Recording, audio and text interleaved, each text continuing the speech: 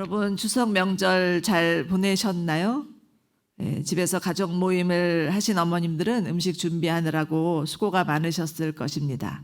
저도 지난 주일에는 저희 집에서 11명이 모였어요. 그래서 음식을 준비하느라고 좀 힘이 들기는 했지만 참 감사했습니다. 그래도 예전 어르신들에 비하면 참 아무것도 아니라는 생각이 듭니다. 옛날에는 종갓집에 맏며느리로 시집을 가면 정말 손에 물이 마를 날이 없을 정도로 일이 많았었죠.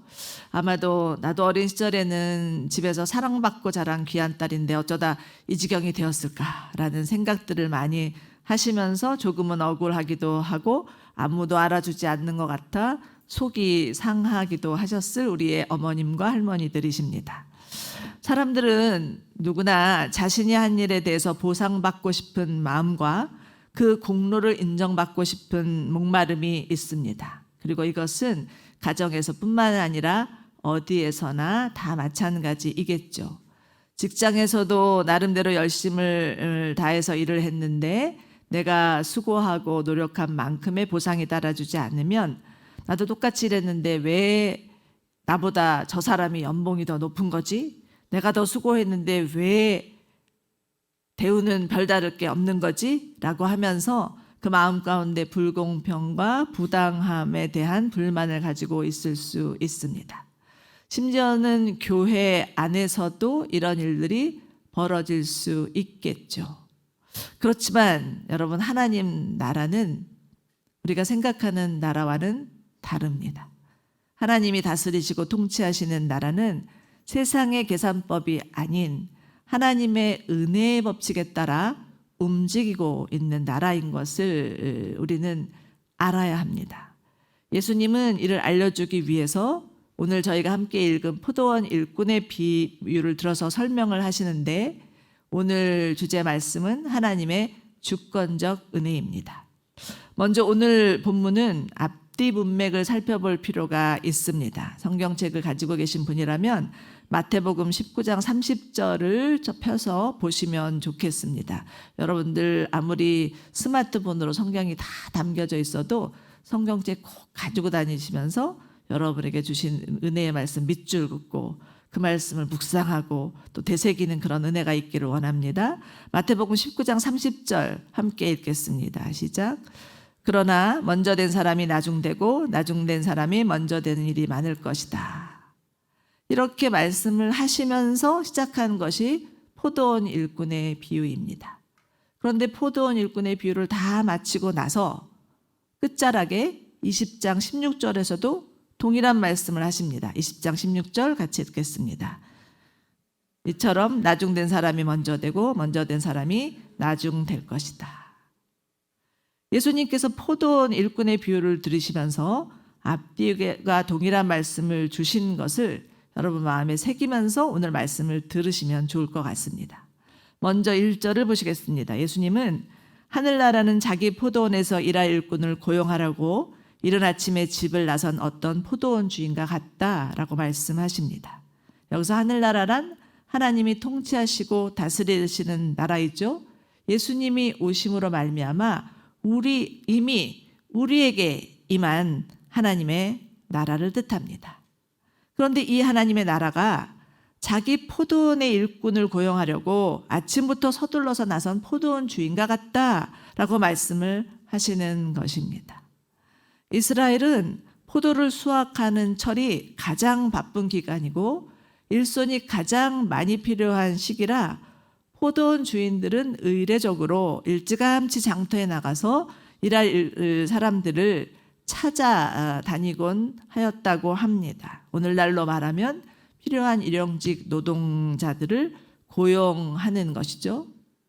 포도원 주인은 오전 6시가 되자 기다렸다는 듯이 일꾼을 찾기 위해서 장터로 나서는데 일꾼들에게 내가 한 데나리온을 너희에게 줄 것이니 이제 내 포도원에 들어가서 일을 하자 이렇게 제안을 하고 사람들을 포도원으로 드립니다. 그런데 이 포도원 주인의 일꾼 찾기가 오늘 본문을 보면 무려 5차례에 걸쳐서 이루어지는 것을 보게 됩니다. 오전 6시에 시작하여서 오전 9시, 또 정오, 그리고 오후 3시, 오후 5시입니다. 이 장면이 3절부터 7절까지 나오고 있는데요. 저희 한번 3절에서 7절까지를 같이 읽겠습니다. 시작. 오전 9시가 돼 그가 나가보니 시장에 빈둥거리는 사람이 있었습니다. 그는 그들에게 너희도 내 포도원에 가서 일하라. 적당한 품삯을 주겠다라고 했다. 그러나 그들은 포도원으로 들어갔다. 그 사람은 12시와 오후 3시쯤에도 다시 나가 또 그렇게 했다. 그리고 오후 5시쯤 다시 나가보니 아직도 빈둥거리는 사람들이 있었다. 그는 꽤 하루 종일 하는 일 없이 여기서 빈둥거리고 있느냐? 물었다. 그들은 아무도 일자리를 주지 않습니다 라고 대답했다. 주인이 그들에게 말했다. 너희도 내 포도원에 와서 일하라고 말했다. 포도원 주인은 이른 아침부터 일찌감치 서둘러서 사람들을 불러 모았는데 일손이 좀 부족하였던지 9시에 다시 나가서 일꾼을 다시 모집합니다. 그런데 이번에는 네가 내 포도원에서 일하면 적당한 품삯을 주겠다고 약속하지 하루 품삯이 얼마인지에 대해서는 말하지 않습니다. 아마도 주변에 있는 사람들은 일이 많아서 사람이 더 필요한가 보다 이렇게 생각을 하였을 것입니다. 그런데 희한한 것은 포도원 주인이 정오에도 다시 장터에 나와서 사람들을 불러 모으고 3시에도 동일하게 사람들을 모읍니다. 아니, 이 늦은 시간에 일꾼을 찾다니 그렇게도 일이 많은 걸까? 아니, 지금 이 시간에 데려다가 몇 푼이나 주려고 하는 것이지? 아마도 사람들은 그런 생각을 하였을 것입니다. 그런데 더 의문이 가는 건 포도원 주인의 다음 행동입니다. 오후 5시입니다. 오후 5시면 이제 일할 시간이 1시간밖에 남지 않은 시간이었습니다. 오후 6시면 이제 파장할 시간이니까요. 그런데 포도원 주인이 이때도 여전히 사람들을 포도원으로 들여보냅니다. 사람들은 포도원 주인의 의도가 무엇인지 궁금해졌습니다. 이 사람들을 데려다가 뭘 하려는 것이지? 혹시 인신매매범 아닌가? 라는 생각을 하였을 법합니다. 요즘 같으면 얼마든지 그런 생각할 수 있겠죠? 근데 아무튼 포도원 주인이 지금 일꾼을 찾고 있는 기준은 일을 잘할 수 있는 체력이나 기술이나 경력이 있는 것을 보는 것이 아니었습니다. 자신을 위해서 얼마나 열심히 일을 줄 것인가에 대해서 생각하는 것도 아닌 것 같습니다. 단지 그가 주목하고 있는 대상은 장터에서 빈둥거리며 놀고 있는 사람들입니다. 돈을 벌어야 했기 때문에 장터에는 나와 있지만 아무도 써주는 사람이 없어서 어쩔 수 없이 서성내는 사람들입니다. 포도원 주인은 그런 사람들을 보고는 어떤 인터뷰를 하는 것도 아니고요. 어떤 조건을 보는 것도 아니고요. 그저 사람들을 포도원으로 불러들입니다. 오전 6시에도 9시에도 12시에도 오후 3시에도 심지어는 오후 5시에도 똑같은 방법으로 사람들을 불러들입니다. 일할 시간이 점점 짧아지는데 전혀 그 시간에는 개의치 않습니다. 보통 주인들 같으면 머리를 굴려서 일할 시간을 계산할 법도 한데 그렇지도 않는 것 같습니다. 이쯤 되면 포도원 주인의 의도가 포도원의 소출이나 품삯에 있지 않다는 것이 여실히 드러납니다. 애초부터 일꾼의 노동력을 이용해서 자신의 수익을 올리고자 하는 마음이 하나도 없다는 것이 만천하에 알려집니다. 심지어 포도원 주인은 오후 5시에 장터에서 빈둥거리고 있는 사람들에게 묻습니다. 왜 하루 종일 하는 일 없이 여기서 빈둥거리고 있느냐? 해지기 직전까지 갈 곳이 없었던 사람들은 처절한 심정으로 주인을 바라보면서 아무도 일자리를 주지 않습니다 라고 답합니다. 아무도 불러주는 이가 없어서 저녁 어스름이 시작할 때까지 집에도 가지 못하고 그저 서성이고 있는 겁니다. 저는 이 장면을 묵상하면서 문득 떠오르는 장면이 하나 있었습니다. 2011년이었는데요. 저희 교회에서 블레싱 사하라가 있어서 많은 사람들이, 이번엔 성도님들이 아프리카 지역에 선교를 나갔었습니다. 그래서 저도 양재에 있을 때인데 양재 온누리 여성사역팀과 함께 아프리카 모로코로 들어간 적이 있었습니다. 어느 도시였는지는 기억이 나지 않지만 길거리를 지나가는데 남자들이 아무 할 일 없이 정말 빈둥거리면서 담배 피면서 옆에서 그 사람들하고 수다 떨면서 있는 모습이었습니다. 우리나라 같으면 한창 일할 시간이었는데 남자들이 빈둥거리면서 놀고 있는 모습이 하도 낯설어서 선교사님 앞에 물었습니다. 아니 왜 남자들이 저렇게 대낮에 길거리에서 할 일 없이 수다 떨면서 놀고 있는 것입니까? 그랬더니 선교사님이 하시는 말씀이 대부분 여자들은 일하러 갔는데 남자들은 할 일이 없어서 그냥 놀고 있는 거예요 라고 하셨습니다. 그런데 그들의 모습이 얼마나 처량하고 어찌나 공허해 보였는지 아직도 제 눈에 선하게 떠오르는 모습이 그들의 모습입니다. 여러분, 오늘 포도원 비유에서는 포도원 주인은 하나님이시고 포도원은 천국이고 장터는 세상이고 거리의 사람들은 하나님이 찾으시는 영혼이라 할 수 있습니다. 하나님 마치 포도원 주인이 장터와 같은 세상의 한복판에 오셔서 아무 조건 없이 사람들을 불러내어서 당신의 나라로 들어가게 하시는 분이시라는 것을 오늘 포도원 비유를 통해서 우리에게 알려줍니다.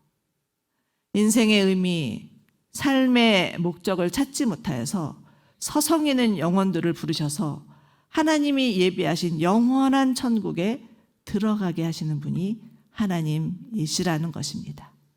하나님이 예비하신 하나님의 나라로 들어갈 수 있도록 하나님은 우리에게 당신의 사랑하는 아들 예수 그리스도를 보내주셨습니다. 그러니 오늘 비유를 통해서 우리가 알 수 있는 것은 하나님의 부르심에는 어떠한 조건이나 자격이나 실력이 필요하지 않다라는 것입니다. 예수님은 우리에게 너는 어느 집안에서 태어났느냐? 지금 너는 무슨 일을 하고 있느냐? 공부는 어디까지 했느냐? 그동안 나를 위해서 한 일은 무엇이냐? 이런 거 하나도 묻지 않으시고 단 한 번도 요구하지 않으시고 다만 문을 닫아야 되는 순간까지 인생의 길 위에서 서성거리고 있는 사람들을 찾으시며 들여보내려고 애를 쓰시는 분이 하나님이십니다. 그리고 이는 모든 이들을 위한 하나님의 헤세드입니다. 여러분, 구약에는 하나님의 성품에 대해서 말할 때 헤세드라는 단어를 많이 사용하고 있습니다. 구약에 헤세드라는 단어가 많이 나오고 있는데 이 헤세드라는 단어에는 자비, 인자, 사랑, 친절, 은혜 등등의 다양한 의미가 포함되어 있습니다. 단 한마디로 설명할 수 없는 단어가 헤세드입니다. 마치 그 양 100마리 중에서 한 마리가 길을 잃어서 보이지 않을 때 나머지 99마리를 내버려 둔 채 그 한 마리를 찾기 위해서 찾아내기까지 찾으시는 목자의 마음이 바로 하나님의 헤세드입니다. 자, 그렇기 때문에 오늘 우리에게 주시는 첫 번째 교훈은 하나님의 부르심에는 그 어떤 자격이나 조건이 필요 없으며 오로지 하나님의 나라는 은혜로 시작되는 나라라는 것입니다. 자, 그렇다면 여러분, 우리는 어떻게 반응해야 할까요? 우리를 불러주신 하나님 앞에 감사하며 그저 빈손으로 하나님 앞에 나아가는 것입니다. 팀 켈러 목사님은 믿음은 하나님께 빈손으로 나아가는 것이라는 말씀을 하셨습니다. 마치 예수님과 함께 십자가에 달린 제수가 죽음을 맞이하는 순간 예수님과 함께 천국에 들어간 것처럼 포도원에 들어갈 시간이 한 시간밖에 남지 않았음에도 우리를 부르시는 하나님의 은혜에 감사하며 들어가는 나라가 하나님 나라입니다. 그렇기 때문에 우리는 왜 하나님이 나를 진작 불러주시지 않았는가? 왜 이제서야 불러주셨는가? 아니면 하나님은 날 정말 먼저 불러주셨는데 저 사람은 고작 나보다 한창 뒤에 왔는데, 이런 여러 가지 복잡한 생각들을 우리가 할 수 있으나 하나님이 보실 때 우리는 정말 언제 어떻게 예수님이 우리를 불러주셨든지 간에, 우리가 정말 오래 믿었든지 간에, 엄마 뱃속에서부터 태어나면서 예수를 믿었든, 교회에서 줄창 내 인생을 보냈든, 아니면 세상에서 놀다가 하나님 앞에 돌아왔든 상관없이 모두 다 하나님의 은혜로 부르신 자임을 잊지 않아야 합니다. 이를 잊는 순간 우리는 그 다음에 나오는 일꾼의 모습들을 행할 수 있다는 것을 알고 인간의 공로주의에 빠질 수 있다는 사실을 경계해야 합니다. 자, 이제 그 다음을 보시겠습니다. 포도원 일을 마감할 때가 되자 포도원 주인과 일꾼들 사이에서는 또 다른 국면을 맞이하게 되는데요. 6절부터 12절까지가 그 내용입니다. 함께 읽겠습니다. 시작. 날이 저물자 포도원 주인이 관리인에게 말했습니다. 일꾼들을 불러 품삯을 지불하여라. 맨 나중에 고용된 사람부터 시작해서 맨 처음 고용된 사람까지 그 순서대로 주어라. 오후 5시에 고용된 일꾼들이 와서 각각 한 데나리온을 받았다. 맨 처음 고용된 일꾼들이 와서는 자기들이 더 많이 받으리라고 기대했다. 그러나 각 사람이 똑같이 한 데나리온씩 받았다. 그들은 품삯을 받고 포도원 주인을 향해 불평했다. 나중에 고용된 일꾼들은 고작 1시간밖에 일하지 않았습니다.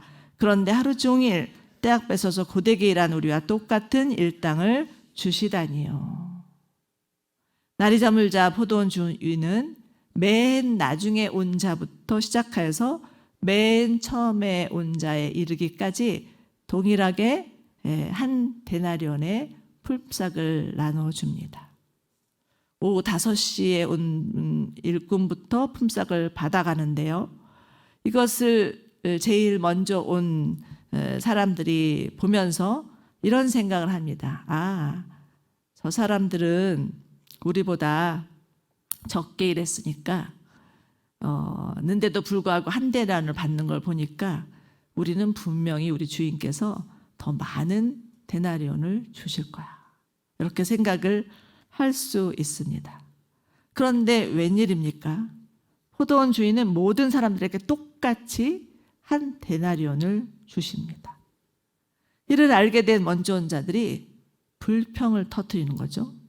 아니, 나중에 온 자들은 고작 1시간밖에 일하지 않았는데 어떻게 하루 종일 떼약볕에서 일한 우리와 똑같이 일당을 주실 수가 있다는 말입니까?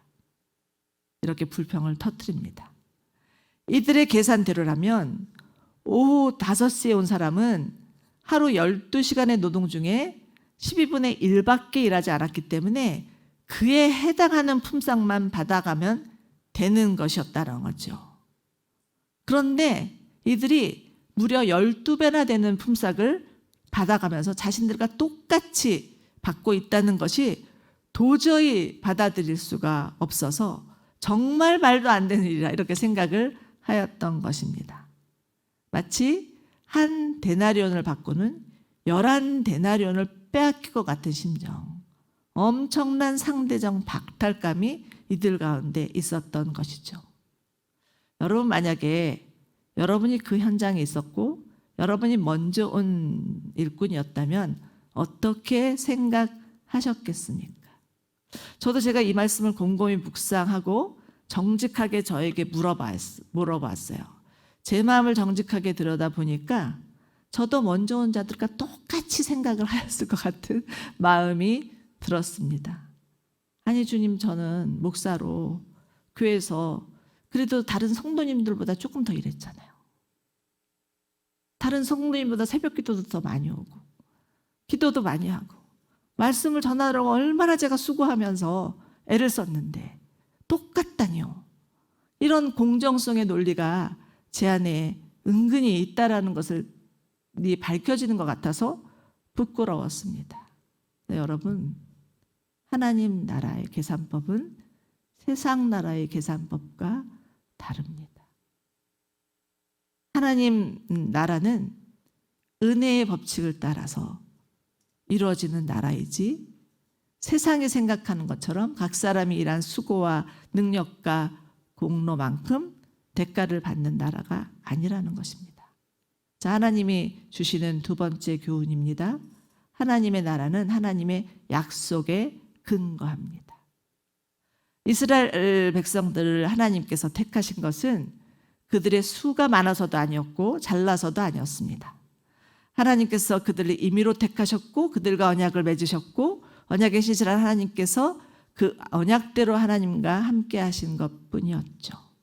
그런데 유대인들은 어떻게 생각합니까? 선민의 의식에 빠져서 이방인을 무시하고 교만으로 인해서 눈이 가려지고 자신들을 위해서 이 땅에 오신 예수님마저도 십자가의 내모는 저지르게 되고 결국은 예루살렘 멸망이라는 그런 심판을 받게 됩니다.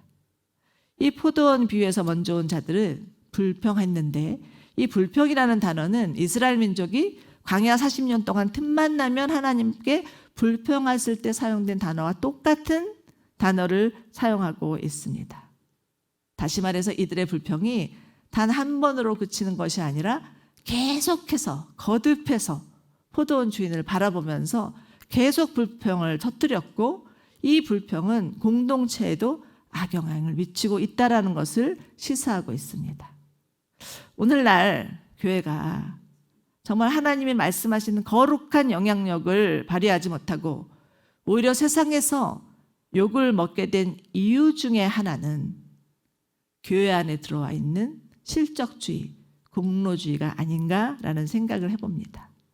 그동안 한국 교회는 그 어느 나라도 따라갈 수 없을 만큼의 놀라운 영적 부흥을 일으켰고요. 먼저 믿은 사람들의 희생과 수고와 헌신이 없었더라면 오늘날 한국 교회는 이렇게 세워지지 않았을 것입니다. 분명히 먼저 온 자들의 희생과 수고와 헌신이 있었습니다.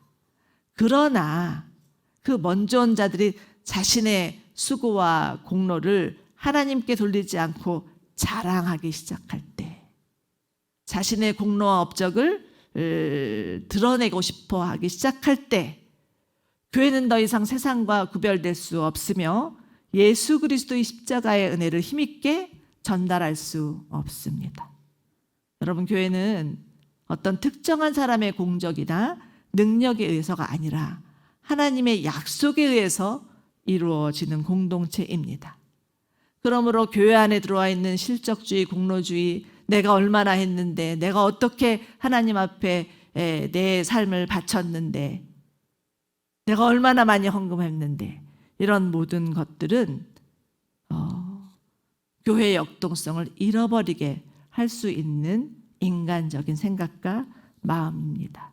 하나님의 나라는 어떤 사람의 공로에 많고 적음에 있지 아니하고 오로지 하나님의 약속에 근거하고 있다라는 사실을 잊지 마시기 바랍니다.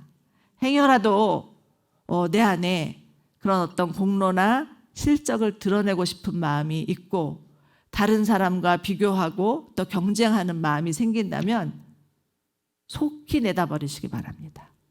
비교하기 시작하면 하나님께서 우리에게 베풀어 주신 은혜를 놓칠 수 있고 은혜를 입은 자가 그 은혜를 계산하기 시작할 때 하나님의 은혜는 오염될 수 있습니다.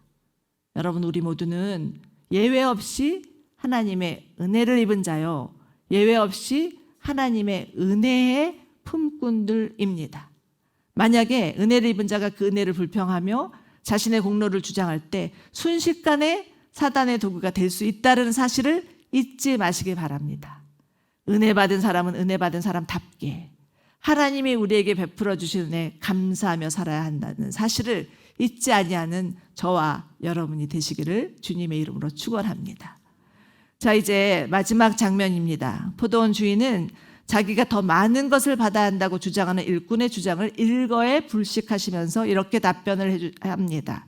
13절 15절입니다. 읽겠습니다. 시작. 그러자 포도원 주인이 일꾼 중 하나에게 대답했습니다. 여복의 친구, 나는 자네에게 불의한 것이 없네. 자네가 처음에 한 데나리온을 받고 일했다고 하지 않느냐? 그러니 자네의 일당이나 받아가게. 나중에 온 일꾼에게 자네와 똑같이 주는 것이 내 뜻이네. 내가 내 것을 내 뜻대로 하는 것이 정당하지 않은가? 아니면 내가 선한 것이 자네 눈에 거슬리는가? 포도원 주인은 불평을 터뜨리고 있는 한 사람을 불러서 그를 향하여서 친구라고 부르면서 자신의 뜻을 조근조근 이야기합니다. 여기서 친구란 함께하는 동료 내지는 동지를 뜻하는 단어입니다. 주인이 일꾼을 어떻게 여기고 있는지를 볼 수 있으며 하나님이 우리를 어떻게 여기시는지를 볼 수가 있죠. 요한복음 15장에서는 예수님께서 당신의 제자들을 친구라고 부르시며 내가 너희를 더 이상 종이라고 여기지 않겠다. 친구라 여기겠다. 그리고 친구는 친구가 하는 일을 모르지 않기 때문에 하나님이 내게 가르쳐 주신 것을 너에게 알리겠다라고 말씀을 하시고 또 하나님은 아브라함을 향해서 너는 나의 진정한 벗이다 이렇게 말씀을 해주시는 인격적인 하나님이십니다. 그분이 바로 하나님 나라의 주인이며 우리의 주인이라는 사실을 꼭 기억하시면 좋겠습니다. 자, 그렇다면 이 주인의 뜻은 무엇입니까? 먼저 온 자든 나중 온 자든 똑같이 한 데나리온의 은혜가 필요한 자들에게 동일하게 나눠주는 것이 나의 뜻이다 이렇게 말하고는 그 일꾼에게 묻습니다. 내가 내 것을 내 뜻대로 하는 것이 정당하지 않은가? 아니면 내가 선한 것이 자네 눈에 거슬리는가? 저는 이 말씀을 묵상하다가 얼마 전에 저희 로마서 큐티를 하였을 때 하나님께서 나는 토기장이고 너희는 진흙이다 이렇게 말씀하신 비유가 생각이 났습니다. 여러분, 토기장이는 얼마든지 자기가 원하는 대로 그 진흙을 가져다가 토기를 만들 수 있습니다. 마음에 안 들면 깨트릴 수도 있고요. 너무 좋으면 정말 선반에 올려놓고 두고두고 볼 수도 있습니다. 그런데 우리는 이런 하나님을 향하여서 왜 우리를 동일하게 똑같이 대해 주지 않느냐고, 하나님 불공평한 게 아니냐고 이렇게 항의할 때가 있습니다. 여러분, 하나님은 토기장이이십니다. 우리는 진흙이죠. 토기장이신 하나님께서 마음대로 자신의 주권대로 빚으신다고 하셨을 때 우리는 사실 아무 할 말도 없는 자입니다. 만약에 하나님이 그렇게 하시는 것이 우리 눈에 거슬린다면 그것은 우리 안에 있는 이기적이고 자기중심적인 죄성 탓일 수 있습니다. 누가복음 15장을 보면 탕자의 비유가 나옵니다. 우리는 이 탕자의 비유를 읽으면서 둘째 아들이 그 비유의 주인공이라고 생각을 하겠지만 실상은 이 비유의 주인공은 첫째 아들입니다.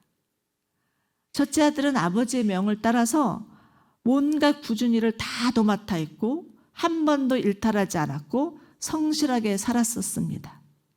그런데 둘째 아들이 아버지 재산을 다 탕진하고 자기 맘대로 놀고 싶은 대로 놀다가 마지막에 아무것도 가진 것이 없었을 때 집에 돌아오니 그 아버지가 그 둘째 아들이 돌아온 것을 너무 기뻐하면서 버선발로 뛰어나가서 가장 좋은 그 암송아지를 잡아다가 축제를 벌이면서 덩실덩실 춤을 추면서 맞이하는 장면을 보게 됩니다. 큰아들은 이 모습을 보면서 그 마음에서 그 심정이 상합니다. 아니, 나는 그렇게 열심히 성실히 아버지를 도왔었는데 아버지는 나에게 암송아지는커녕 질긴 뒷다리 한 마리도 구워주지 않아놓고, 이런 마음이 들면서 허랑방탕하게 재산을 다 탕진해 마른 동생을 보고는 저렇게 상다리가 부러지도록 잔치를 베풀다니 이건 말도 안 돼. 이런 생각을 하고 있는 거죠. 그때 아버지가 그 큰아들에게 하는 말씀이 있습니다. 누가복음 15장 29절 30절 말씀인데요. 이렇게 말합니다. 그 아들이 그렇게 먼저 얘기하죠. 아버지, 저는 여러 해 동안 아버지에게 종로를 하면서 무슨 말씀이든 어긴 적이 없는데 정말 염소 새끼 한 마리도 주지 않는데 저렇게 창녀와 함께 놀다가 재산을 다 탕진해버린 아들, 동생이 집에 들어오니까 그 동생을 위해서 살찐 송아지를 잡아줍니까? 라고 말을 하는데 포도원 주인의 포도밭에 들어온 먼저 온 일꾼들이 하는 말과 동일하다는 것을 볼 수 있습니다. 그때 아버지가 큰아들에게 말하죠. 너는 항상 나와 함께 있지 않느냐. 또 내가 가진 모든 것이 다 내 것이니 내 동생은 죽었다가 다시 살아났고 내가 그를 잃었다가 찾았기 때문에 잔치를 벌이는데 그것이 기뻐하는 것이 당연하지 않느냐. 이렇게 물어보시는 것으로 그 비유는 끝이 납니다. 사랑하는 여러분, 하나님은 어느 시대나 막론하고 그 어떤 누구에게도 선하신 분이십니다. 우리는 이 사실을 잊어서는 안 됩니다. 비록 우리의 생각과 다를지라도 하나님의 선하심을 인정하여야 됩니다. 선하신 하나님은 당신의 주권적인 은혜로 이 세상을 경영하고 다루고 계시다는 것이죠. 자, 그렇다면 하나님께서 우리에게 주시는 세 번째 교훈은 무엇일까요? 하나님의 선하신 주권을 인정하라입니다. 예레미야 9장 23절에는 이런 말씀이 있습니다. 지혜로운 사람은 자기 지혜를 자랑하지 못하게 하고 힘 있는 사람은 자기 힘을 자랑하지 못하게 하며 부자는 자기 부를 자랑하지 못하게 하라. 자랑하는 사람은 오직 이것을 자랑하게 하라. 곧 그가 나를 깨달아 내가 이 땅에 인애와 정의와 의로움을 행하는 여호와인 것을 자랑하게 하라라는 말씀이 있습니다. 여러분, 정말 우리가 자랑해야 될 것은 무엇일까요? 내가 하나님을 위해서 한 일, 내가 하나님 앞에 드렸던 수고, 희생, 헌신이 아니라 하나님께서 우리를 은혜로 구원하여 주시고 불러주셔서 하나님 자녀 삼아주신 것, 하나님의 그 선하신 성품 때문에 내가 이제는 하나님 나라에 참여하여서 정말 하나님과 영원히 함께 살 수 있게 되었다는 것, 하나님의 성품을 자랑해야 되는 것이 마땅한 일이죠. 만약에 이것을 놓쳐버리고 하나님의 이 주권적인 은혜를 놓쳐버리고 내가 내 공로를 자랑하고 내가 그동안 해왔던 그 시간과 이루었던 일들을 자랑하기 시작하고 남들이 알아주기를 원하고 또 그것을 사람들과 비교하거나 경쟁하기 시작하면 오늘 마지막 말씀입니다. 먼저 된 자가 나중될 수 있고 나중된 자가 먼저 될 수 있다. 이 말씀을 꼭 기억하는 저와 여러분이 되시기를 바랍니다. 자, 말씀을 정리합니다. 여러분, 하나님 나라는 하나님의 은혜로 시작됩니다. 그리고 하나님의 나라는 어디까지나 하나님의 약속에 따라 이루어집니다. 그렇기에 우리는 선하신 하나님, 그 하나님의 주권적인 은혜에 감사하며 하나님 저를 불러주심에 감사합니다. 내가 혹시 먼저 온 자라 할지라도, 내가 혹시 뒤늦게 온 자라 할지라도 다 똑같이 우리는 한 데나리온의 은혜가 필요한 자들입니다 라고 고백할 수 있는 저와 여러분이 되기를 원합니다. 그러할 때 교회는 보다 역동적으로, 보다 힘있게 정말 주의 그 복음을 땅끝까지 전할 수 있는 힘찬 교회가 되리라고 믿습니다. 우리 모두 다 정말 자랑할 것은 오로지 하나님의 선하심, 하나님의 성품인 것을 기억하며 하나님, 저희가 하나님의 선하심만을 자랑합니다. 하나님의 주권적 은혜에 감사합니다. 우리를 주님의 은혜로 불러주심에 감사합니다 라고 고백할 수 있는 저와 여러분이 되시기를 주님의 이름으로 축원합니다. 우리 함께 찬양하고 기도하였으면 좋겠습니다. 여러분, 눈을 감고 여러분을 불러주신 하나님의 선하심을 떠올려 보시기 바랍니다. 나도 포도원의 일꾼들처럼 정말 어디로 가야 할지 알 수 없어서 방황하며 서성거리고 있던 자들이었습니다. 그러나 하나님께서 은혜로 불러주셔서 이제는 하나님의 자녀가 되는 축복을 누리게 되었습니다. 우리 그 주님의 선하심을 생각하면서 함께 찬양하시겠습니다.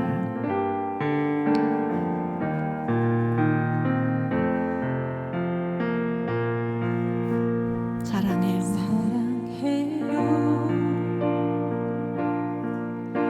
신실하신 나의 주님, 나의 삶 주님 안에 있네.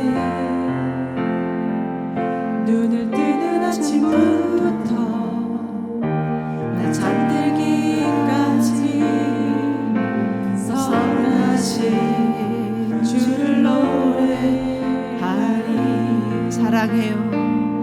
사랑해요. 신실하신 나의 주님, 나의 삶 주님 안에 있네. 눈을 뜨는 아침부터 나 잠들기까지 선하신 주를 노래하리. 신실하신 나의 주님, 나의 삶을 인도하셨네. 나의 모든 몸은 나의 선하신 주를 노래하리. 사랑해요. 사랑해요. 나를 인도하신 주님, 고난 중에도 나와 함께 하셨네. 내 아버지 되시며 내 친구 되신 주, 나의 삶 주님 안에 있네. 신실하신 나의 주님, 신실하신 나의 주님, 나의 삶을 인도하셨네. 나의 모든 몸은 나의 선하신 주를 노래하리. 사랑해요. 다시 한번 찬양합니다. 신실하신 나의 주님, 나의 삶 주님 안에 있네. 눈을 뜨는 아침부터 잠들기까지 선하신 주를 노래하리. 신실하신 나의 주님, 신실하신 나의 주님, 나의 삶을 인도하셨네. 나의 모든 몸은 나의 선하신 주를 노래하리.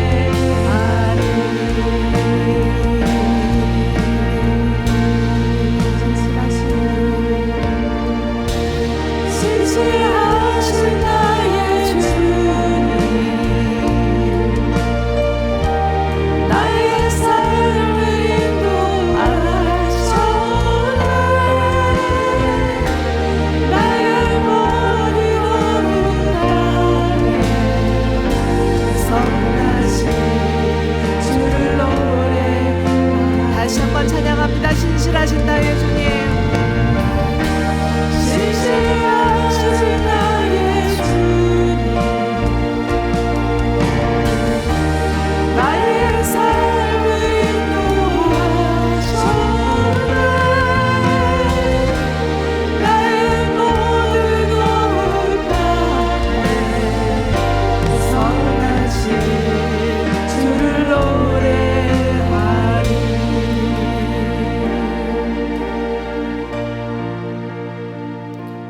하나님,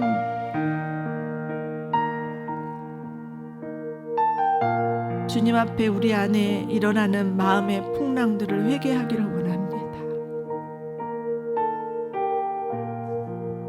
하나님이 은혜로 우리를 불러주셨건만 우리 안에는 어느새 내가 한 수고와 희생과 공로를 인정받고 알아주기를 원하는 마음이 있었음을 회개합니다. 하나님 한 가정에 결혼을 하여 시집을 가서 그 가정의 구원이 이르기까지 얼마나 기도했고 얼마나 눈물로 하나님 앞에 나아갔는지 주님 아실 텐데도 이를 알아주지 못해서 섭섭한 마음과 원망하는 마음이 있었음을 회개합니다. 내가 교회에서 얼마나 주님을 위해서 수고하고 애를 쓰며 노력하였는지 주님은 다 아실 텐데도 그것을 사람들이 알아주지 않는다 하여서 내 마음 가운데 억울함과 분노와 원망이 있었음을 회개합니다. 하나님, 저희로 다시 한번 선하신 하나님, 그 하나님을 바라보게 하여 주옵소서. 하나님의 은혜로 우리를 부르셨고 하나님의 약속에 의해서 우리를 하나님 자녀 삼아 주셨음을 잊지 않게 하여 주시고, 하나님, 오로지 저는 하나님의 선하심만을 자랑하겠습니다. 우리를 은혜로 불러주신 하나님의 은혜만을 높이겠습니다 라고 기도하는 저희 모두가 되기를 원합니다. 함께 기도합니다. 아버지,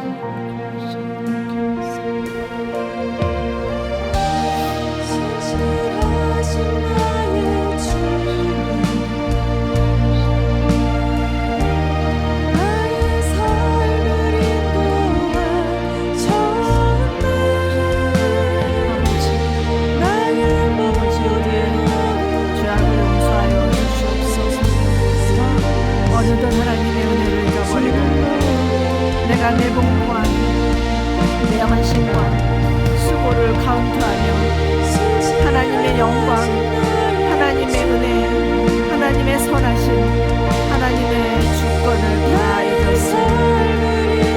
아버지여, 저희도 알고 다시금 은혜로 불러주신 하나님을 기억하게 하여 주시고 하나님의 선하심 앞에 우리 자신을 내려놓게 하여 주시옵소서. 아버지 하나님, 그래서 교회가 하나님의 은혜, 십자가의 은혜만을 전할 수 있는 주님의 공동체가 되기를 원합니다. 우리 안에 있는 공로주의와 실적주의가 십자가 앞에 던져지게 하여 주시고 오로지 하나님 앞에 엎드려 주님 앞에 우리 삶을 드릴 수 있는, 하나님, 저는 주님 앞에 무익한 종입니다, 주님이 하셨을 뿐입니다 라고 고백할 수 있는 저희 되게 하여 주시옵소서. 오로지 우리는 하나님의 선하심과 하나님의 신실하심만을 노래하며 자랑할 수 있는 자들이 되기를 소망합니다. 아버지여, 저희의 죄악을 용서하여 주시고 저희로 순전히 주님의 십자가의 은혜를 자랑하며 주님의 십자가의 은혜만 전할 수 있게 하여 주시옵소서. 그래서 하나님이 마지막 때에 교회를 교회되게 하여 주시옵시고 하나님의 그 값으로 세운 교회를 통하여서 주님의 은혜의 복음이 땅끝까지 전해지기를 간절히 소망합니다. 하나님, 우리를 새롭게 하여 주시옵소서. 우리의 마음을 기경하여 주시옵소서. 우리 안에 어느덧 원좋은 자들의 공로주의가 있었음을 회개합니다. 주님 용서하여 주시고 하나님의 은혜로 부른 자들을 기억하게 하여 주시고 주 앞에 겸손히 나아가고 엎드려 무릎 꿇고 주님 앞에 두 손을 내어드리며 주님께서 모든 것을 하셨습니다라고 고백할 수 있는 저희들 되게 하여 주시옵소서. 오 아버지 하나님, 참으로 주님의 은혜를 놓치지 않게 하여 주시고 하나님의 은혜가 저희를 두르고 있음을 믿게 하여 주시며 언제라도 주님의 은혜를 떠나지 아니하는 저희들 되게 하여 주셔서 우리 안에 들어오는 모든 잘못과 죄악들을 회개하게 하여 주시옵소서. 우리 특별히 교회를 위해서 기도하기를 원합니다. 하나님, 교회가 예수 그리스도의 십자가의 은혜를 놓치지 않게 하여 주시옵소서. 우리 모두는 다 예수님의 십자가의 은혜로 말미암아 구원받은 자들임을 인정하고 고백하게 하여 주시고, 교회 안에 들어와 있는 실적주의와 공로주의가 떠나가게 하여 주시고, 자기의가 끊어지게 하여 주시고, 하나님 오로지 예수 그리스도의 십자가의 은혜의 복음을 땅끝까지 전할 수 있도록 하나님 저희에게 주님의 은혜로 물들게 하여 주시옵소서. 교회를 새롭게 하여 주시옵소서. 교회로 오로지 십자가의 은혜만 전하게 하여 주시옵소서. 하나님, 저희가 교회 되게 하여 주시옵소서. 하나님이 원하시고 기뻐하시는 진정한 교회 되게 하여 주시옵소서. 우리 주여 한번 외치며 기도하겠습니다. 주여. 아버지 하나님, 그렇습니다. 하나님, 교회로 교회 되게 하여 주시옵소서. 예수 그리스도의 십자가의 빚값으로 세워진 교회, 그 교회가 하나님 인간적인 인간의 공로와 인간의 업적을 자랑하지 않게 하여 주시고 오로지 하나님만 자랑하게 하여 주시옵소서. 오로지 하나님의 은혜의 복음만을 전할 수 있는 복음의 전달자가 되게 하여 주시옵소서. 하나님의 여라도 먼저 된 자가 나중되고 나중된 자가 먼저 되는 일이 없게 하여 주시고, 하나님 먼저 된 자들의 수고와 먼저 된 자들의 힘과 한순으로 말미암아 교회가 아름답게 세워졌다는 것을 믿으며 오로지 하나님의 선하신 주권 앞에 순종하며 모든 것을 주님이 하셨다고 고백하는 저희 되게 하여 주시옵소서. 오 아버지 하나님, 하나님의 선하심 앞에 우리 모두 다 무릎을 꿇게 하여 주시고 엎드리게 하여 주시고, 도기장이신 하나님께서 우리를 마음대로 믿으시며 하나님의 주권대로 우리를 사용하여 주시며 우리로 하여금 어떤 상황에서도 일탈하지 아니하고 주님을 바라보며 끝까지 나갈 수 있도록 하나님 저희를 은혜를 놓치지 않게 하여 주시옵소서. 하나님의 나라는 은혜로 시작되며 하나님의 약속으로 이루어지며 우리는 모두 다 하나님의 은혜로 불러주신 일꾼임을 기억하며 자신의 공로를 주장하지 아니하고 오로지 하나님의 선하심을 자랑하는 자들이 되게 하여 주시옵소서. 아버지 하나님,